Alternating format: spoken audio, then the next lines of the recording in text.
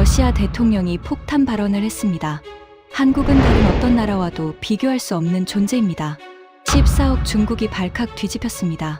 교역액 8배, 인구 28배인 중국을 두고 왜 한국입니까? 모스크바에 파견된 중국 외교관이 3년간 목격한 진실은 충격이었습니다.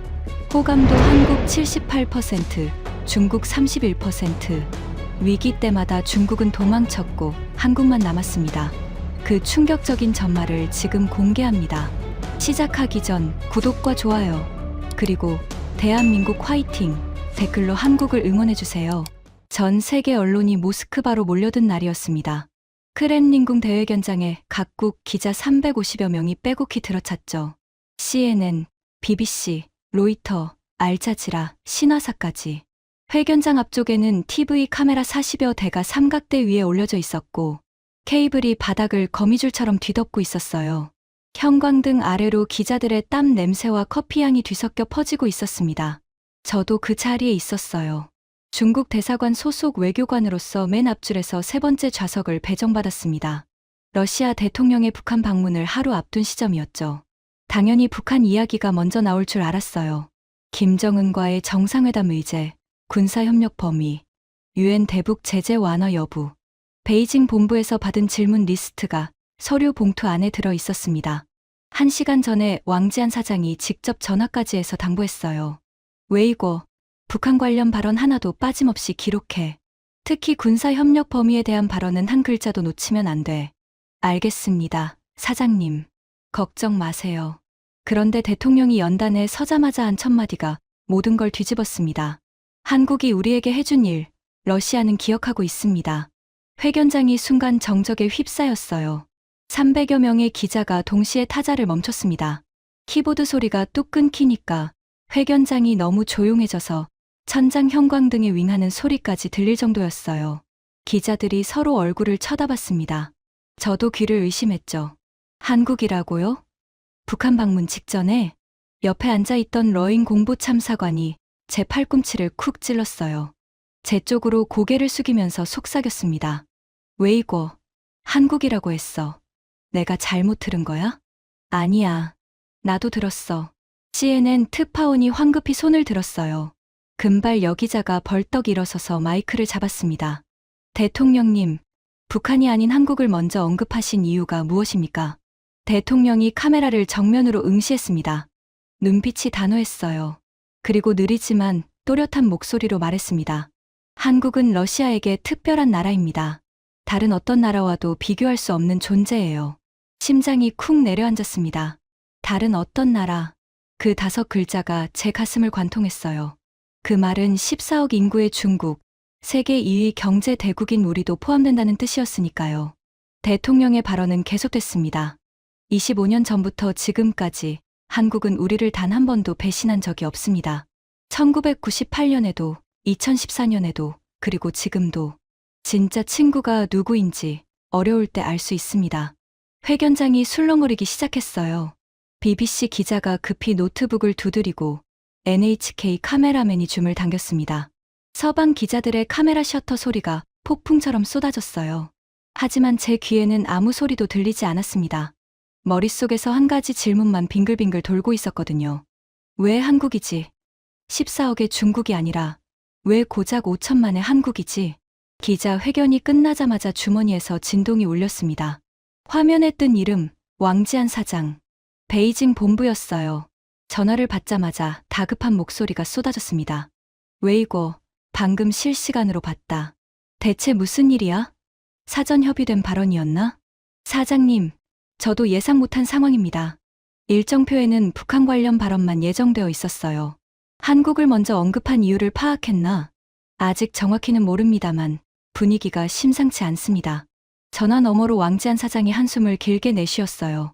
그 한숨 소리가 수천 킬로미터 떨어진 베이징에서 모스크바까지 무겁게 전해졌습니다. 당장 분석 보고서 올려. 왜 러시아가 갑자기 한국을 챙기는 건지, 이게 중로 관계에 어떤 영향을 미치는지 48시간 안에 내 책상 위에 올라와야 해. 알겠습니다. 전화를 끊고 대사관 공용차를 탔습니다. 창밖으로 모스크바 한복판 트베르스카야 거리의 네온 사인이 눈에 들어왔어요. 삼성 갤럭시 광고판, 현대자동차 전시장, LG 매장 간판. 한국 브랜드의 불빛이 모스크바의 어둑한 거리를 환하게 밝히고 있었습니다. 3년째 이 거리를 지나다녔는데 그날따라 그 간판들이 유독 크고 밝게 보였어요. 마치 저를 비웃는 것처럼요. 하지만 진짜 충격은 그 다음이었습니다. 이 이야기를 하려면 3년 전으로 돌아가야 해요. 제가 모스크바에 처음 발을 디딘 그날로 말이죠. 저는 천회이고 중국 외교부 유라시아사 참사관입니다. 올해로 외교관 생활 25년째죠. 그리고 지금부터 할 이야기는 제가 모스크바에서 보낸 3년간의 기록입니다. 중국 외교관으로서 절대 인정하고 싶지 않았던, 하지만 결국 인정할 수밖에 없었던 불편한 진실 말이에요.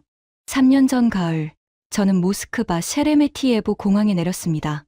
비행기 문이 열리는 순간 차가운 러시아 공기가 얼굴을 때렸어요. 코끝이 시려왔습니다. 하지만 가슴은 뜨거웠어요. 중국 외교부 유라시아사에서 러시아 담당으로 20년 넘게 일해온 저에게 모스크바 주재 대사관 발령은 꿈의 자리였습니다. 아버지도 1980년대 같은 도시에서 근무하셨거든요. 소련 주재 중국 대사관 1등 서기관.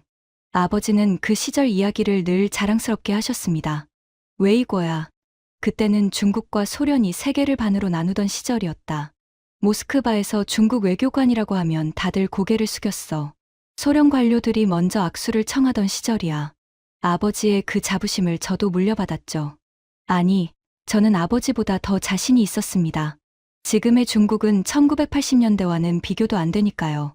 GDP 세계 2위, 교역액 세계 1위, UN 안보리 상임이사국, 그리고 14억 인구. 공항에서 대사관 차를 타고 이동하면서 저는 태블릿을 꺼냈습니다. 부임 전에 정리해 둔 자료를 다시 한번 확인하려고요. 화면에 숫자들이 줄줄이 나열되어 있었어요. 중러 양국 교역액, 연간 1900억 달러. 한러 교역액은 고작 230억 달러. 우리의 8분의 1 수준이었습니다. 1대1로 프로젝트를 통한 러시아, 내 중국 투자액만 해도 450억 달러가 넘었어요. 중국인 러시아 관광객은 연간 180만 명. 한국인 관광객은 겨우 25만 명. 러시아에 진출한 중국 기업 수는 1만 2천여 개. 한국 기업은 600개도 안 됐습니다. 숫자는 거짓말을 하지 않아요. 모든 지표에서 중국이 한국을 압도하고 있었습니다. 솔직히 비교 자체가 실례일 정도였죠. 대사관에 도착하자마자 리밍 대사가 저를 맞이했습니다. 환영 만찬 자리는 대사관 3층 리셉션 홀이었어요. 긴 원목 테이블 위에 러시아산 보드카와 중국 마오타이주가 나란히 놓여 있었습니다. 벽에는 중국과 러시아 국기가 나란히 걸려 있었고 대사관 직원 30여 명이 자리를 채우고 있었죠. 리밍 대사가 보드카 잔을 들며 건배사를 했습니다. 천 참사관의 부임을 환영합니다. 지금 중러 관계는 역사상 최고 수준이에요. 양국 정상이 올해만 3번째 만났고 에너지 협력도 사상 최대 규모죠. 참사관이 할 일은 이 관계를 더 단단하게 만드는 겁니다. 알겠습니다, 대사님. 자신 있습니다. 정말 자신이 있었어요. 중국은 러시아의 최대 교역국이고 UN 안보리에서 항상 러시아 편을 들어주는 유일한 상임이사국이니까요. 우크라이나 문제에서도 나토 동진 문제에서도 중국은 러시아의 든든한 후원자였습니다. 한국, 솔직히 안중에도 없었어요. 미국이 시키는 대로 따라가는 나라, 인구 5천만의 작은 반도 국가, 분단까지 된 나라가 러시아와 무슨 특별한 관계를 맺겠습니까? 저는 만찬 자리에서 동료 외교관들에게 대놓고 말하기까지 했어요. 러시아에서 한국의 존재감이요? 교역액이 우리의 8분의 1인데 뭔 걱정이에요. 미국 뒤에 서 있는 작은 동맹국 하나에 불과하죠. 동료들이 웃었습니다. 당시에는 그게 농담이 아니라 진심이었거든요. 14억의 자신감이었죠. 부임 첫 주, 저는 러시아 외교부 인사들과의 면담 일정을 잡았습니다. 러시아 외교부 청사는 스탈린 양식의 거대한 건물이었어요. 입구부터 천장까지 대리석으로 덮여 있었고 복도를 걸을 때마다 구두 굽소리가 울려 퍼졌습니다. 창문 너머로 모스크바강이 보였고 강바람에 실려온 차가운 공기가 복도 끝까지 스며들었어요. 첫 번째 면담 상대는 아시아 태평양국 제1과장 세르게이 쿠즈네초프였습니다. 중국 담당이었죠. 40대 중반의 날카로운 인상에 안경 너머 눈빛이 예리했어요. 참사관님, 어서 오세요. 차 한잔 하시겠습니까? 감사합니다. 러시아 홍차를 좋아합니다. 여비서가 가져온 차에서 연한 감귤 향이 올라왔어요. 가벼운 인사를 나눈 뒤 본론으로 들어갔습니다. 쿠즈네초프 과장, 올해 양국 정상회담 의제 중 에너지 분야 협력을 좀 더 강화하고 싶습니다. 시베리아 가스관 2단계 사업 진척 상황이 어떻습니까? 그런데 쿠즈네초프가 갑자기 맥락 없는 질문을 했어요. 참사관님, 혹시 한국 대사관 쪽과 교류가 있으십니까? 한국이요? 저는 찻잔을 내려놓았어요. 아니요. 왜 그러시죠? 아, 별거 아닙니다. 요즘 한국 쪽에서 극동 개발 관련 제안이 많이 들어와서요. 에너지부에서도 꽤 관심을 보이고 있더라고요. 저는 대수롭지 않게 넘겼습니다. 찻잔을 다시 들면서 여유롭게 답했죠. 한국이야 자원이 없으니 러시아 에너지에 관심이 있겠죠. 하지만 규모 면에서 우리 중국과는 비교가 안 되지 않겠습니까? 교역액만 봐도 8배 차이인데요. 쿠즈네초프가 묘한 미소를 지었어요. 입꼬리만 살짝 올라간 그런 미소. 찻잔 너머로 보이는 그의 눈빛이 뭔가를 알고 있다는 듯했습니다. 그때 저는 그 미소의 의미를 몰랐어요. 나중에야 알았습니다. 그건 당신이 모르는 게 너무 많다는 뜻이었다는 거요. 면담을 마치고 대사관으로 돌아오는 길, 차 안에서 창밖을 바라봤습니다. 모스크바의 회색빛 하늘 아래로 화려한 간판들이 줄지어 서 있었어요. 그리고 그 순간 이상한 걸 발견했습니다. 트베르스카야 거리는 모스크바의 중심가예요. 서울로 치면 명동이나 강남대로 같은 곳이죠. 모스크바에서 가장 비싼 임대료를 자랑하는 거리에 세계 각국의 브랜드 매장이 즐비합니다. 그날 오후 저는 점심을 먹으러 대사관 밖으로 나왔어요. 초가을이었지만 바람이 꽤 차가웠습니다. 코트깃을 세우고 트베르스카야 거리를 걷는데 시선을 사로잡는 풍경이 나타났어요. 삼성 매장 앞에 줄이 서 있었습니다. 20명이 넘는 러시아 사람들이 매장 안으로 들어가려고 차례를 기다리고 있었어요. 젊은 커플부터 중년 부부, 교복 입은 학생까지 다양했습니다. 매장 유리 너머로 내부가 보였는데 이미 꽉 차 있었죠. 직원들이 분주하게 움직이고 손님들이 최신 갤럭시 폰을 만져보면서 신나게 이야기하고 있었어요. 웃음소리가 유리문 밖까지 새어나왔습니다. 그런데 바로 2블록 뒤에 화웨이 매장이 있었어요. 저는 걸음을 멈추고 안을 들여다봤습니다. 텅 비어 있었어요. 직원 2명이 카운터에 서서 자기 핸드폰을 만지작거리고 있었습니다. 손님은 한 명도 없었죠. 매장 조명이 환하게 켜져 있는데도 사람이 없으니까 오히려 을씨년스러워 보였어요. 진열대 위에 화웨이 최신 모델들이 먼지를 뒤집어 쓴 채 놓여 있었습니다. 가슴이 답답해졌어요. 화웨이가 중국의 자존심인 건 모든 중국인이 아는 사실이잖아요. 미국의 극한 제재를 뚫고 독자칩을 개발한 기업, 5G 기술의 세계 선두주자. 그런 화웨이 매장이 텅 빈 채 방치되어 있고 바로 앞 삼성 매장은 줄까지 서 있다니. 일시적인 현상이겠지. 신제품 출시 때문에 삼성이 할인 행사라도 하나보다. 그렇게 스스로를 달랬어요. 하지만 다음 날도 그 다음 날도 일주일이 지나도 상황은 같았습니다. 아니, 더 심했어요. 매일 점심시간에 트베르스카야 거리를 지나면서 확인했는데 삼성 매장은 항상 사람으로 북적거렸고 화웨이 매장은 항상 한산했습니다. 주말에는 삼성 앞줄이 50m까지 늘어나는 것도 봤어요. 자동차도 마찬가지였습니다. 모스크바 도심도로를 보면 현대차와 기아차가 유독 많았어요. 특히 택시요. 노란색 택시의 열의 7은 현대 솔라리스였습니다. 공항에서 시내로 올 때 탄 택시도 현대차였고 대사관 앞을 지나가는 택시도 거의 다 현대차였어요. 반면 중국산 자동차는 거리에서 찾기 어려웠습니다. 지리자동차나 체리자동차, BYD가 러시아에 진출해 있다는 건 알고 있었는데 막상 길에서 보기가 힘들었죠. 가끔 화물차 사이에서 중국산 소형 SUV가 보이면 왜인지 반가우면서도 초라해 보였습니다. 편의점도 충격이었어요. 대사관 근처 편의점에 들어갔는데 과자, 코너 한 면을 차지하고 있는 게 뭐였는지 아세요? 오리온 초코파이였습니다. 빨간색 포장지가 선반 가득 채워져 있었어요. 옆에는 한국 라면도 줄줄이 진열되어 있었습니다. 불달볶음면, 짜파게티, 신라면, 도시락면. 러시아 사람들이 줄줄 지나가면서 초코파이를 집어들었어요. 마치 자기네 나라 과자 사듯이 자연스럽게요. 중국 과자나 라면은 단 하나도 없었습니다. 14억 인구의 식품 대국인데 모스크바 편의점 선반에 자리 하나 차지 못하고 있었어요. 열흘쯤 지났을 때 더 이상 혼자 끙끙대고 있을 수 없었습니다. 저는 대사관 현지 직원 나탈리아에게 슬쩍 물어봤어요.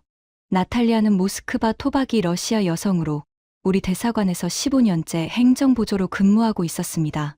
50대 초반의 푸근한 인상에 러시아 현지 사정에 대해서는 모르는 게 없는 사람이었죠. 나탈리아, 러시아 사람들은 삼성을 왜 그렇게 좋아해요? 나탈리아가 손에 들고 있던 서류를 내려놓고 고개를 갸웃하더니 당연하다는 듯이 대답했습니다. 품질이 좋으니까요. 고장도 안 나고 디자인도 예쁘고 AS도 빨라요. 화웨이도 품질 좋은데요. 가격은 오히려 더 저렴하고. 나탈리아가 웃었어요. 하지만 그 웃음이 좀 묘했습니다. 동정 같기도 하고 안쓰러움 같기도 한 그런 미소였어요. 참사관님, 솔직히 말해도 될까요? 물론이죠. 러시아 사람들은 솔직히 중국 제품을 잘 안 믿어요. 싸긴 한데 금방 고장 나거든요. 제 남편이 중국산 스마트폰 샀는데 석 달 만에 화면이 나갔어요. AS 센터에 가니까 부품이 없다고 2달을 기다리래요. 결국 삼성으로 바꿨죠. 삼성은 바로 다음날 수리해줬어요. 목구멍까지 올라온 반박을 간신히 삼켰습니다. 화웨이는 다르다고 중국 기술이 이제 세계 최고 수준이라고 말하고 싶었어요. 하지만 나탈리아의 표정이 너무 담담했거든요. 거짓말을 하는 얼굴이 아니었습니다. 그냥 자기가 아는 사실을 솔직하게 말하고 있을 뿐이었어요. 나탈리아의 이야기는 거기서 끝나지 않았습니다. 현대차도 그래요, 참사관님. 러시아 겨울이 얼마나 추운지 아시잖아요. 영하 35도까지 떨어지는데 한국 차는 시동이 잘 걸려요. 러시아 추위에 맞게 특별히 만들었다고 하더라고요. 중국 차는 솔직히 그런 면에서 좀 불안하죠. 그리고 참사관님, 초코파이 아세요? 우리 아들이 매일 학교에서 사 먹어요. 러시아 아이들 사이에서 한국 과자가 최고 인기거든요. 초코파이, 빼빼로, 허니버터칩. 우리 아이들이 이름을 줄줄 외워요. 한국 과자가요? 네. 중국 과자는 솔직히 이름도 모르는 아이들이 대부분이에요. 그 마지막 한마디가 비수처럼 꽂혔습니다. 14억이 만든 과자 이름은 모르는데 5천만이 만든 과자 이름은 줄줄 외운다. 이게 말이 됩니까? 그날 밤 숙소에 돌아와서 노트북을 열었습니다. 화가 난 게 아니라 불안했어요. 나탈리아 한 명의 의견이라면 무시할 수도 있지만 거리의 풍경은 무시할 수 없었으니까요. 러시아 최대 검색 엔진 얀덱스에서 본격적으로 검색을 시작했습니다. 모니터 불빛이 어두운 방을 하얗게 비추고 있었어요. 러시아 스마트폰 시장 점유율. 결과가 화면에 뜨는 순간 가슴이 철렁 내려앉았습니다.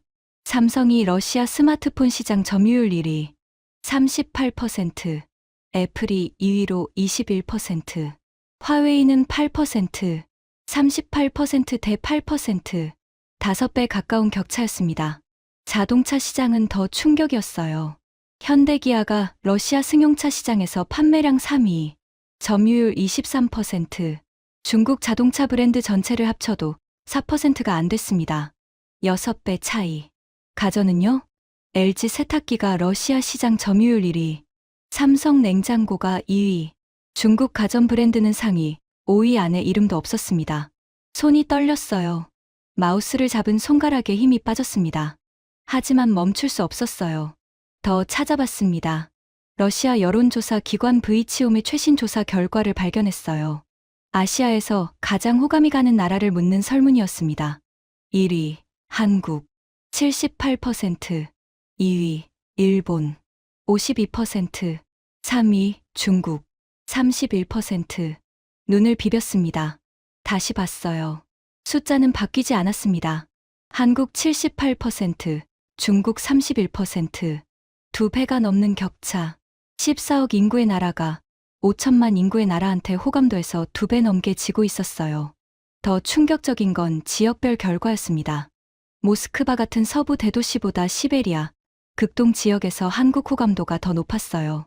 블라디보스토크에서는 한국 호감도가 무려 85%에 달했습니다. 중국 국경에서 가장 가까운 도시에서 중국보다 한국을 압도적으로 더 좋아한다니. 노트북을 덮었어요. 더 이상 볼 수가 없었습니다. 침대에 누워서 천장을 바라봤어요. 모스크바의 늦가을 밤, 창밖으로 희미한 가로등 불빛이 새어 들어왔습니다. 어딘가에서 자동차 경적 소리가 희미하게 들렸어요. 일시적인 현상이야. 한류 때문에 잠깐 이런 거지. K-팝이나 드라마 유행이 지나면 자연스럽게 중국으로 돌아올 거야. 그렇게 스스로를 설득하면서 눈을 감았습니다. 하지만 마음 한구석에서 자꾸 불안이 차올랐어요. 아버지가 1980년대에 이곳에서 근무하셨을 때만 해도 한국은 러시아인들에게 존재감조차 없는 나라였습니다. 아버지 회고록에 한국이라는 단어는 단 한 번도 등장하지 않아요. 그런데 40년이 지난 지금 한국이 호감도 1위라니 40년 사이에 대체 무슨 일이 있었던 걸까요? 그때는 몰랐습니다. 이 질문이 저를 3년간의 충격과 굴욕, 그리고 마침내 인정할 수밖에 없는 진실로 끌고 갈 줄은요. 그리고 제가 모스크바에서 목격한 것들은 25년 외교관 생활에서 겪은 것 중 가장 뼈아프고 가장 부끄러운 것들이었습니다. 하지만 진짜 이야기는 이제부터입니다. 부임 한 달째 저는 베이징 본부에 보낼 정기 보고서를 작성하고 있었습니다. 러시아 내 중국 기업 활동 현황이라는 제목이었어요. 매분기 의무적으로 올리는 보고서라 대충 쓰려고 했죠. 그런데 러시아 내 한국 기업 현황을 비교 자료로 넣으려다가 손이 멈췄습니다.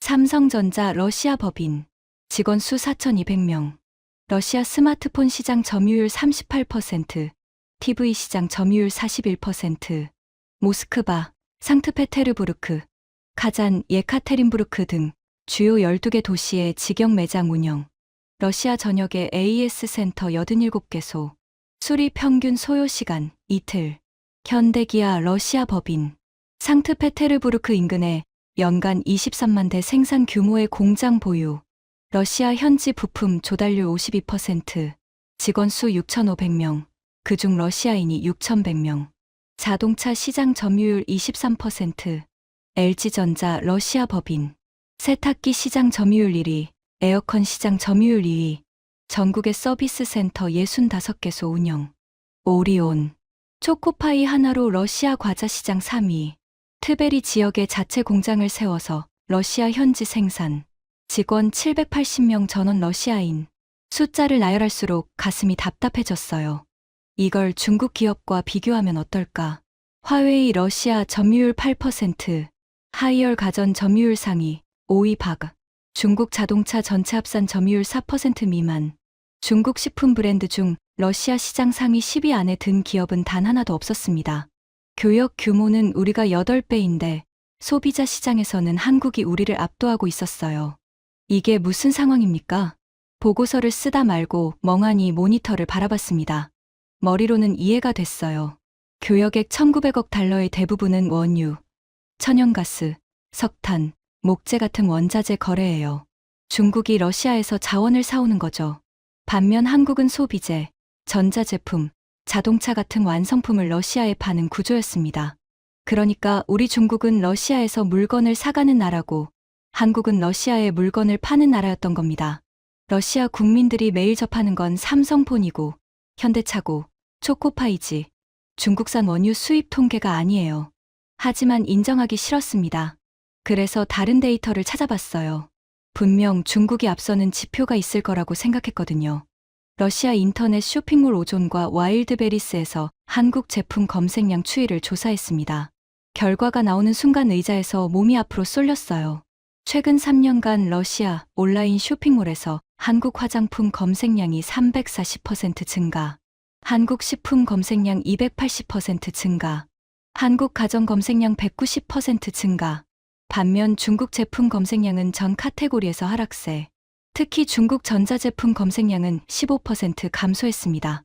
340%대 마이너스 15%. 이건 한류 때문만이 아니었어요. 한류는 관심을 끌 수는 있지만 실제 구매로 이어지려면 제품 자체의 신뢰가 있어야 합니다. 러시아 소비자들이 한국 제품을 찾는 건 드라마가 재미있어서가 아니라 한국 제품이 좋아서였어요. 보고서에 이 내용을 쓸까 말까 고민했습니다. 결국 빼기로 했어요. 본부에서 한국한테 지고 있다는 보고를 올리면 제 무능으로 볼 테니까요. 하지만 빼버린 숫자들이 머릿속에서 사라지지 않았습니다. 부임 2달째, 첫 번째 진짜 충격이 찾아왔습니다.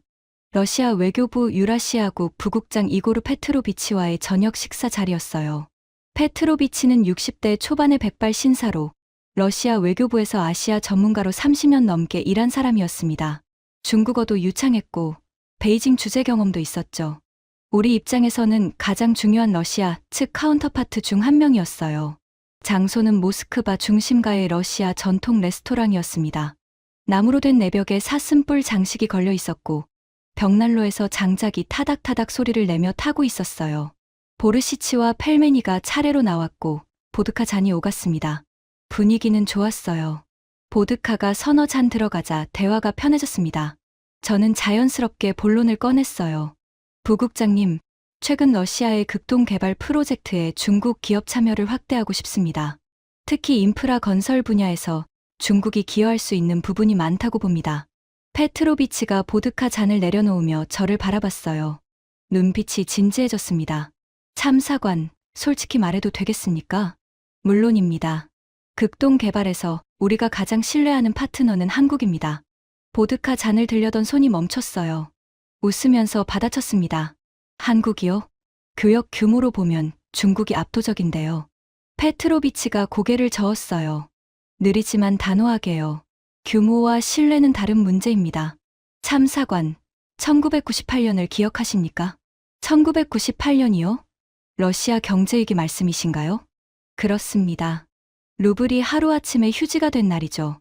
페트로비치가 보드카를 한 모금 마시고 천천히 이야기를 시작했습니다.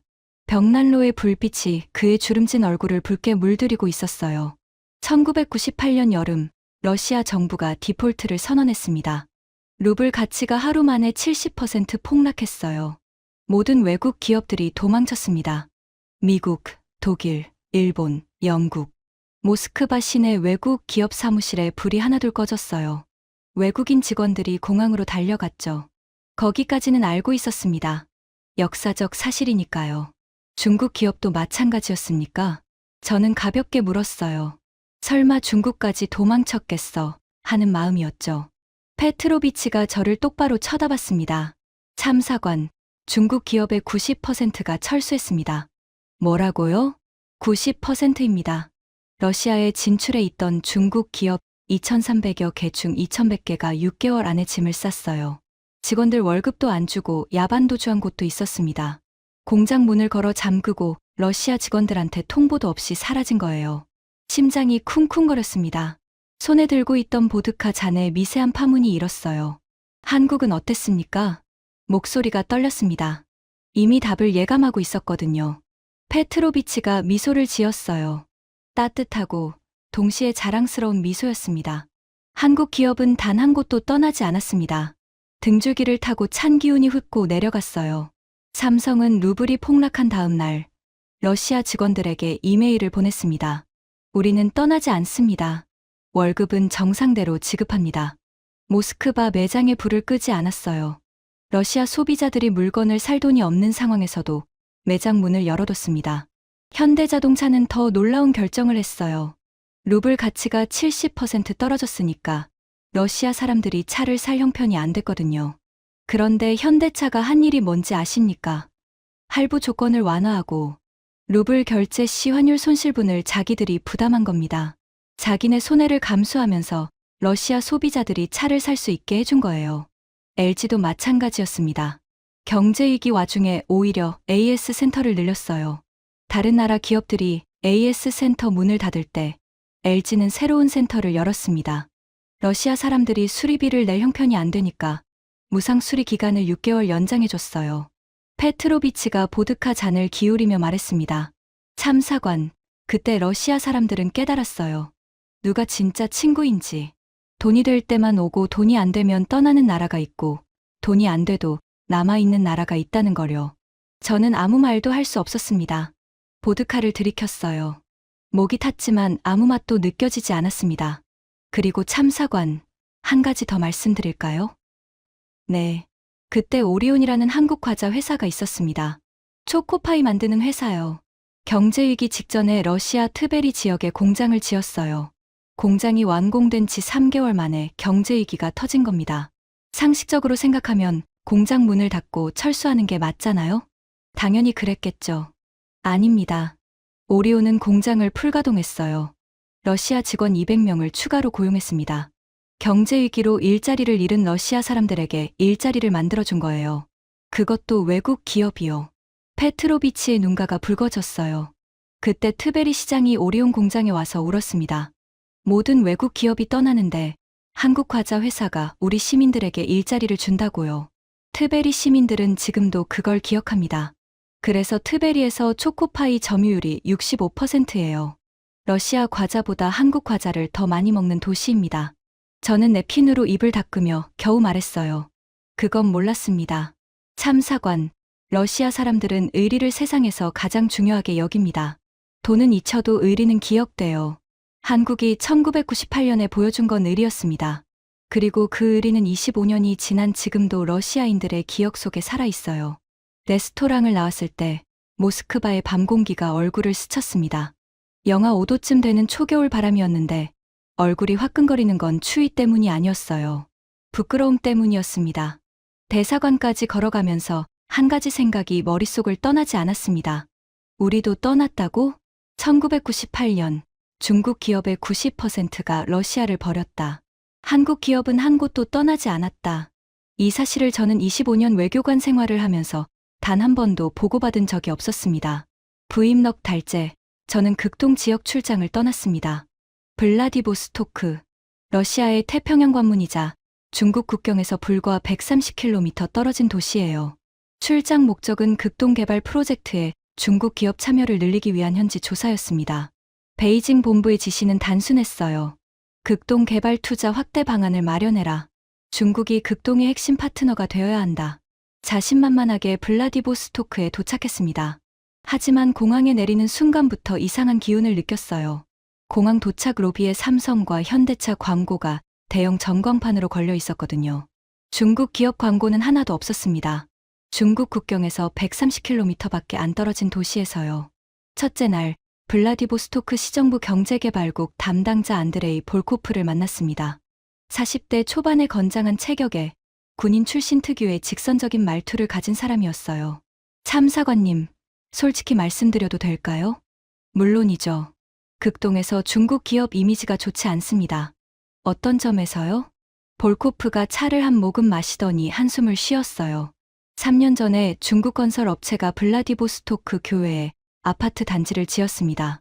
15동, 1200세대 규모였어요. 입주한 지 2년도 안 돼서 외벽에 균열이 생겼습니다. 겨울에 결로 현상으로 곰팡이가 피고 배관이 동파되고 주민 800가구가 집단 민원을 넣었는데 중국 건설 업체는 뭐라고 했는지 아십니까? 뭐라고 했습니까? 본사가 관할하지 않는 건이라고 했습니다. 시공사와 책임 소재를 따져달라고요. 그런데 그 시공사가 이미 러시아에서 철수한 뒤였어요. 볼코프의 목소리에 분노가 묻어 있었습니다. 1200가구 러시아 국민이 하자투성이 아파트에 갇힌 겁니다. 수리비만 가구당 평균 350만 루블이에요. 연봉의 반 넘는 돈입니다. 그런데 책임질 사람은 아무도 없어요. 저는 고개를 숙였습니다. 변명할 말이 없었어요. 볼코프는 멈추지 않았습니다. 그것만이 아닙니다. 중국 수산 업체들의 불법 조업 문제도 있어요. 극동 해역에서 중국 어선들이 허가 없이 조업하다가 적발된 건수가 최근 3년간 340건이 넘습니다. 러시아 해양경찰이 단속해도 벌금만 내고 또 들어와요. 극동 어민들 사이에서 중국 어선에 대한 감정이 최악입니다. 그리고 참사관님, 가장 큰 문제는 중국 노동자 이슈예요. 중국 노동자요? 중국 건설 업체들이 극동 프로젝트에 참여할 때 자국 노동자를 대거 데려옵니다.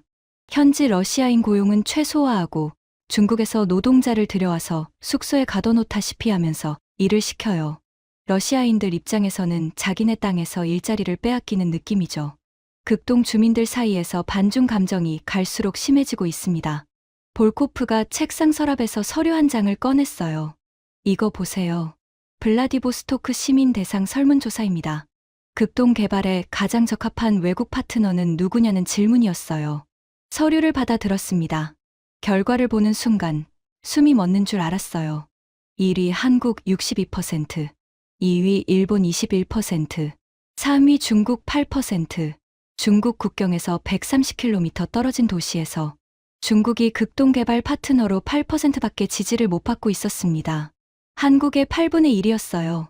왜 한국이 1위입니까? 볼코프가 웃었어요. 그 웃음이 또 묘했습니다. 나탈리아가 웃었던 것과 같은 종류의 웃음이었어요. 한국 기업들은 다르거든요. 현대건설이 극동에서 도로 프로젝트를 했는데 러시아 노동자를 70% 이상 고용했어요. 현지 하청업체도 러시아 회사를 썼고 공사 끝나고 나서도 2년간 하자 보수를 무상으로 해줬습니다. 삼성도 마찬가지예요. 블라디보스토크에 서비스 센터를 열면서 현지 러시아 청년 40명을 정규직으로 채용했어요. 기술 연수까지 한국 본사에서 시켜줬습니다.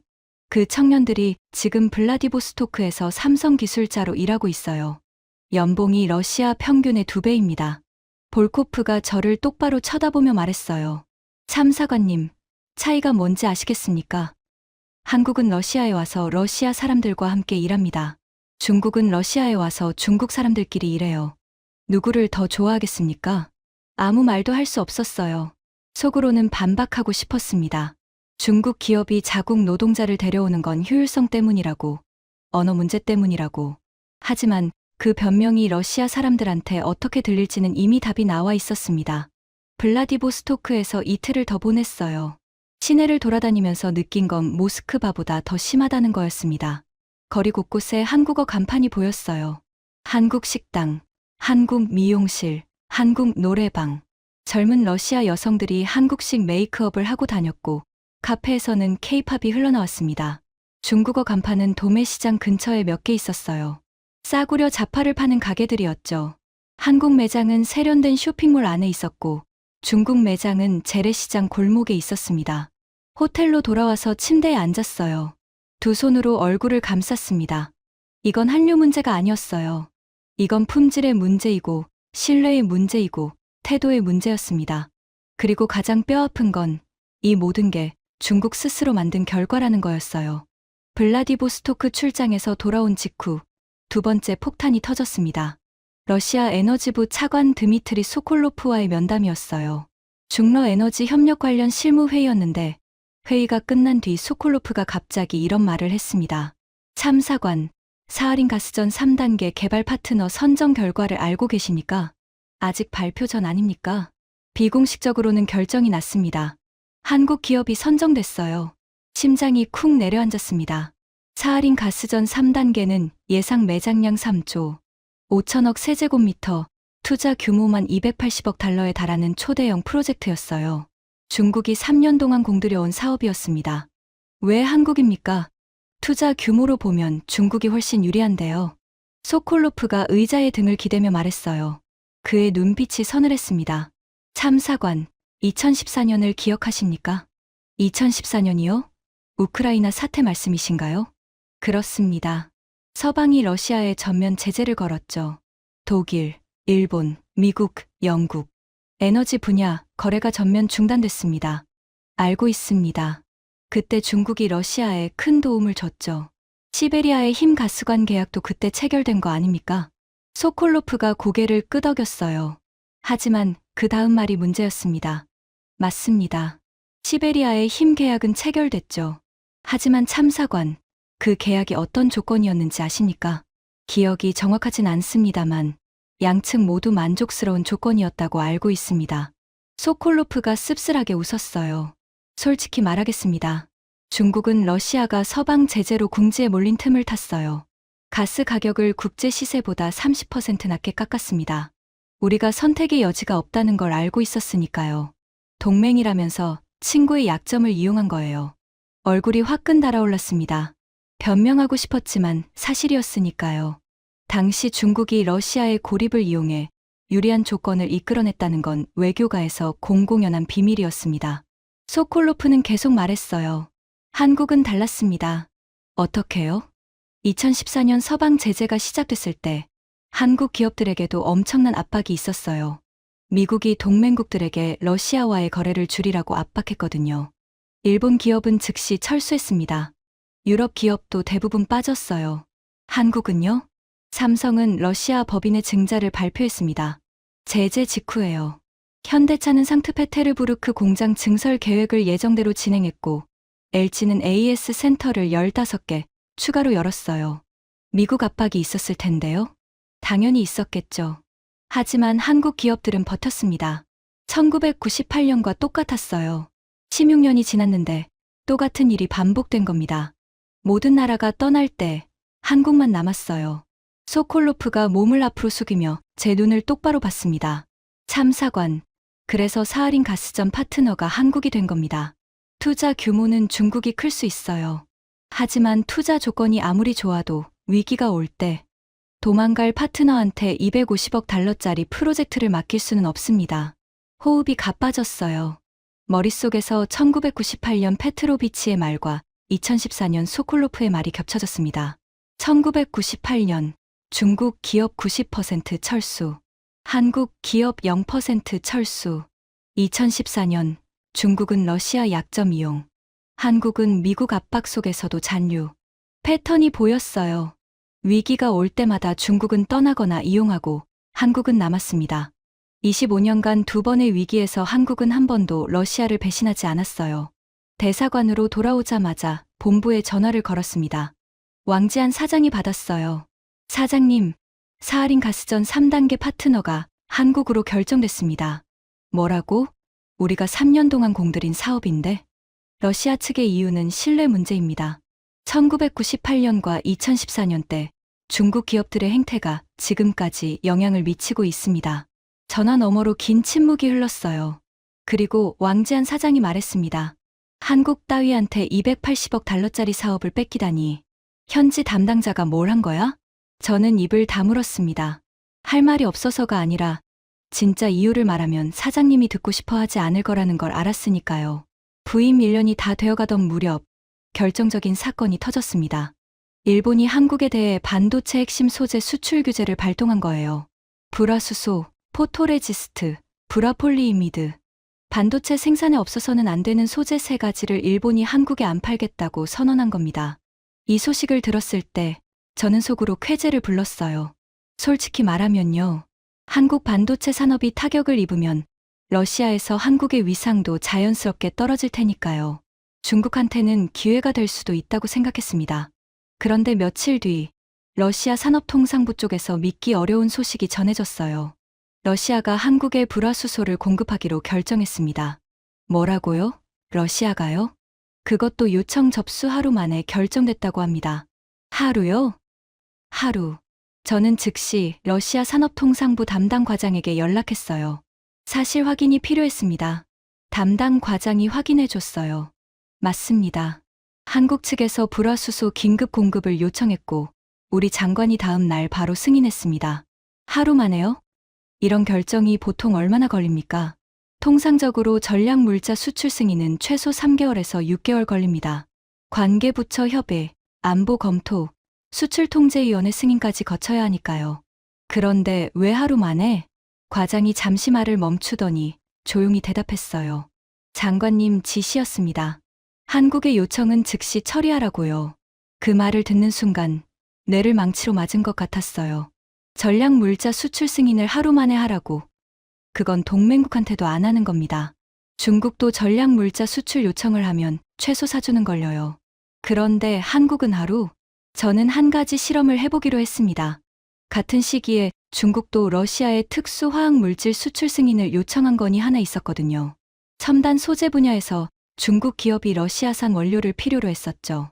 저는 산업통상부에 진행 상황을 물어봤어요. 그거는 현재 관계부처 협의 단계입니다. 안보 검토를 거쳐야 해서 아마 석 달은 걸릴 겁니다. 석 달이요? 네. 이게 정상적인 절차입니다. 한국은 하루, 중국은 석 달. 같은 러시아 정부, 같은 산업통상부, 같은 전략물자 수출 승인인데 한국한테는 하루 만에 해주고 중국한테는 석 달이 걸린다. 대사관으로 돌아오는 길 택시 안에서 핸드폰을 꺼냈습니다. 손이 미세하게 떨리고 있었어요. 러시아 외교부 사람들, 에너지부 사람들, 산업통상부 사람들.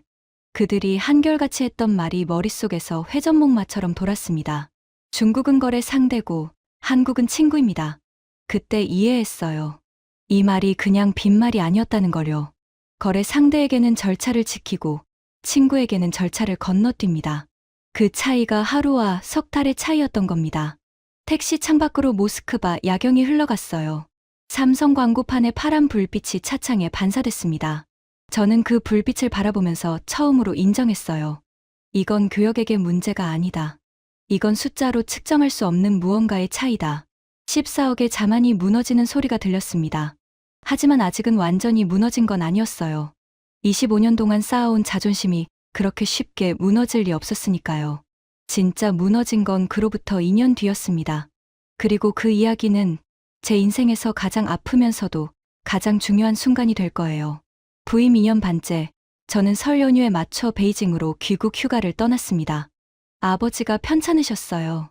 78세의 아버지는 최근 들어 기력이 많이 떨어지셨죠. 베이징 서쪽 하이덴구에 있는 부모님 아파트에 도착한 건 저녁 7시쯤이었습니다. 현관문을 열자마자 어머니가 반겨주셨어요.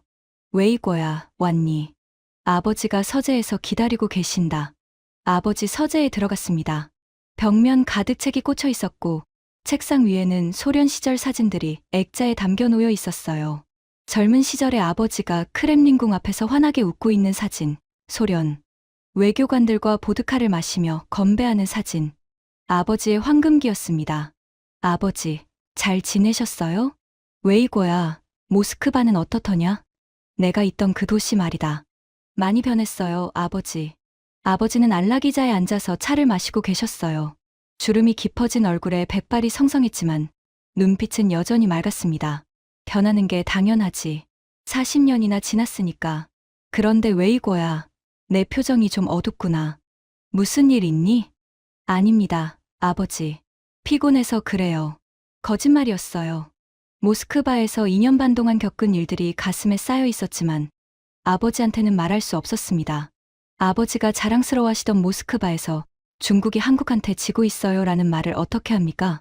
그날 밤 아버지가 주무신 후에 서재에 다시 들어갔어요. 아버지의 책을 구경하려고요. 외교 서적, 러시아어 소설, 소련 역사서. 책장을 훑어보다가 맨 아래 칸에서 낡은 가죽 노트를 발견했습니다. 갈색 가죽 표지가 달아서 벗겨져 있었고 모서리가 달아 있었어요. 표지에 금색 글씨로 이렇게 적혀 있었습니다. 모스크바 일기. 1986년 1989년. 아버지의 모스크바 근무 시절 일기장이었어요. 심장이 뛰었습니다. 조심스럽게 페이지를 넘겼어요. 아버지의 꼼꼼한 글씨가 빼곡히 적혀 있었습니다. 소련 관료들과의 면담 기록, 모스크바의 날씨, 어머니에게 보내는 편지 초안. 40년 전 모스크바의 일상이 생생하게 기록되어 있었어요. 1987년 4월 15일의 일기를 읽다가 손이 멈췄습니다. 오늘 소련 외교부의 이바노프 차관과 면담했다. 차관이 의미심장한 말을 했다. 중국은 좋은 이웃이다.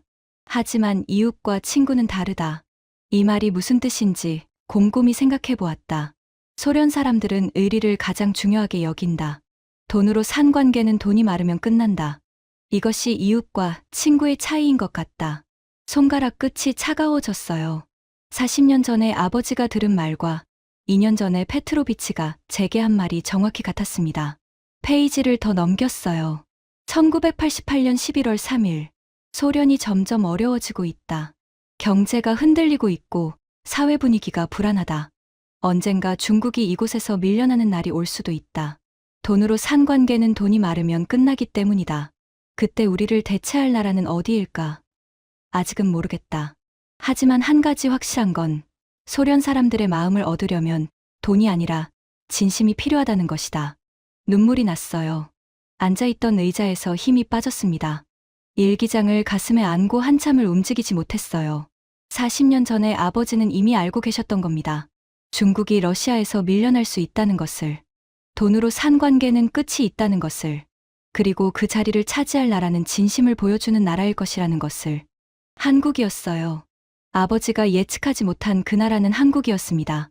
아버지의 일기에 한국이라는 단어는 단 한 번도 등장하지 않았어요.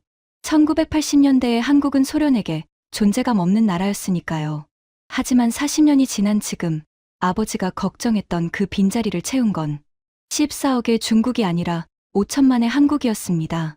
서재 창밖으로 베이징의 밤하늘이 보였어요. 오렌지색 가로등 불빛이 안개처럼 퍼져 있었습니다. 눈물을 닦고 일기장을 원래 자리에 돌려놓았어요. 아버지한테는 끝까지 말하지 않았습니다.